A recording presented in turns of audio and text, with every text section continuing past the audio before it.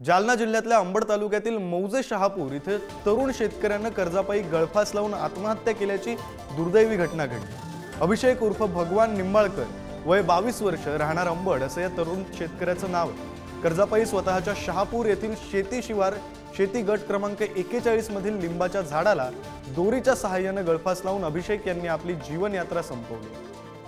अतिशय दुर्दैवी अशी बातमी जालन्यातून समोर येते। एका तरुण शेतकऱ्यानं आत्महत्या केल्याची ही बातमी आहे।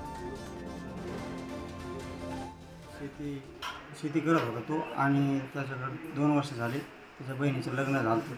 तर त्यांनी लग्न केल्यामुळे त्यांच्याकडे कर्ज झालं, त्याच्यामुळे त्यांनी आज असं सुसाईड केलं। शेती गट क्रमांक 41। तो काय तुम्हाला बोलला होता का? नाही, मला काही बोलला नाही। ते किती शेती आहे? 9 एकर। भाऊ वगैरे? एक भाऊ आहे त्याला, लव भगवान निंबाळकर, मोठा भाऊ आहे त्याचा। प्रतिनिधी गौरव साळी या संदर्भात आपल्यासोबत जोडले गेलेले आहेत। आपण त्यांच्याशी बातचीत करूया। गौरव, आपण पाहतोय की जालन्यामधून अतिशय दुर्दैवी अशी घटना ही समोर येते। शेतकऱ्यांना आत्महत्या केलेली आहे, तरुण शेतकऱ्यांना आत्महत्या केलेली आहे। काय आत्ताची परिस्थिती आहे, साधारण कधी ही घटना घडलेली आहे आणि आता कुटुंबियांचं नेमकं काय म्हणणं आहे? खरं विक्रांत, आपण जर पाहायला गेलं तर ही घटना ही दुर्दैवी घटना जालन्यातल्या अंबड तालुक्यातील शहापूर येथे घडलेली आहे।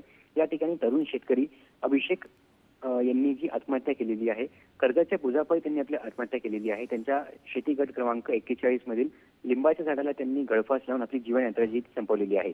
आपण जर पाहायला गेलं तर जालना असेल, मराठवाडा असेल, या ठिकाणी नापिकी असेल, त्याबरोबर अतिवृष्टी असेल, दुष्काळ असेल, या सर्व समस्यांमुळे या ठिकाणचे जे शेतकरी आहेत ते ग्रासलेले पाहायला मिळत आहे आणि त्यामुळे कर्जाचं जे बोजा आहे ते जास्त झालं आणि याला कंटाळून या तरुण शेतकऱ्यांनी आत्महत्या केली। दरम्यान या घटनेमुळे अंबड तालुक्यासह शहापूर गावामध्ये प्रचंड हळहळ व्यक्त केली जात आहे, कारण तरुण शेतकरी आणि यांचं वय अक्षरशः 22 वर्ष वय होतं।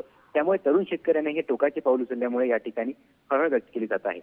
विक्रांत, धन्यवाद गौरव, दिलेल्या या सगळ्या सविस्तर माहितीसाठी।